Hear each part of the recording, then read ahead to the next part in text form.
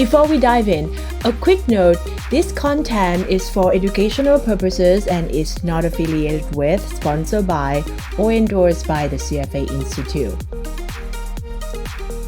Since you are ready to test your knowledge, let's put you in a hot seat of a constructed response questions.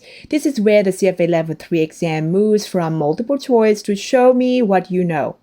We are going to use that Argentine Peso scenario from the curriculum to see if you can spot a peso problem in the wild. Imagine you are a senior analyst at a global macro hedge fund. You are reviewing a report from a junior analyst, Fast Track Freddy. Freddy is looking at the Argentine Peso from 92 to 2001. Freddy's report says, the Argentine Peso has been pegged 1-to-1 with the US dollar for nearly a decade with zero volatility in the exchange rate. Therefore, our ex-ante or before-the-fact forecast should assume that the risk of a currency devaluation is effectively zero, and we should expect a continuation of these stable returns.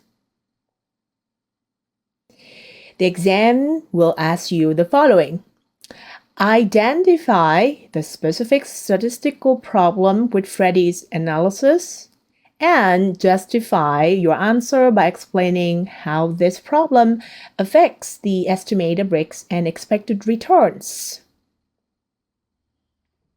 So how you should answer this is as followed. If you were talking to a client while walking on a treadmill, here's how you would break this down. First, you'll tell them that Freddy is falling into the peso problem trap. This happens when your historical data, the ex-post data, look calm only because a rare, high-impact negative event didn't happen to occur during the specific window of times. Even though the exchange rate was fixed at 1.0 from 92 to 2001, the threat of a default or a bank run was always there in the background. Investors were worried about it, which is why interest rates in Argentina were likely higher than in the US during that time. If you just look at the calm years, you are going to two things happen: underestimate the actual risks, the ex-ante risks, overestimate the expected returns, the ex-ante anticipated returns. So, when it comes to the easy secret, on the exam, if they ask you to justify this, you need to mention that high export returns, the ones that we already know happened, are the poor estimate of ex-ante returns, the one we expect, when they reflect fears of adverse events that did not materialize. Freddy looked at a period where the chainsaw didn't hit the juggler. But just because the juggler still has his arms doesn't mean the trick isn't dangerous. In 2002, the peso was devalued to 1.4, and by June of the same year, it hit 3.8 ARS per USD. That's the rare event finally showing up in the data. Quick GPS checks.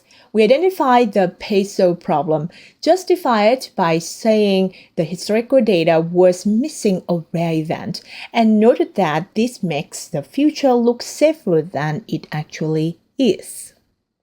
Now, if the exam added a second part and asked you what psychological bias is Freddy showing by assuming the future will look exactly like the last 10 years, you would identify this as status quo bias or recency bias, often called availability bias in this context. Freddy is giving too much weight to the recent 10 years of stability and is failing to consider the unknowns. To justify that, you would say, Freddie is exhibiting status quo bias because he is perpetuating recent observations and avoid a forecast that includes a structural change to the exchange rate regime. Now, if you're going to write this down in an official answer, then here how your answer should look like. Identification: the analyst experiencing a peso problem. Justification: the historical sample period 1992 to 2001 does not include the realization of a rare but significant negative event, a currency devaluation, even though the possibility of that event influenced price during the period. Using this bias, ex post data leads to an underestimation of ex ante risks. That not happened yet, we are expecting, and an overestimation of ex ante expected returns. You've just cleared a major hurdle in asset allocation. If you can explain the peso problem to a friend without using a textbook, you've internalized the logic. If you want to keep sharpening these essay-style responses so they become second nature, subscribe to Study Buddy. We turn the hardest paragraphs of curriculum into your best exam day stories. Until next time, bye for now.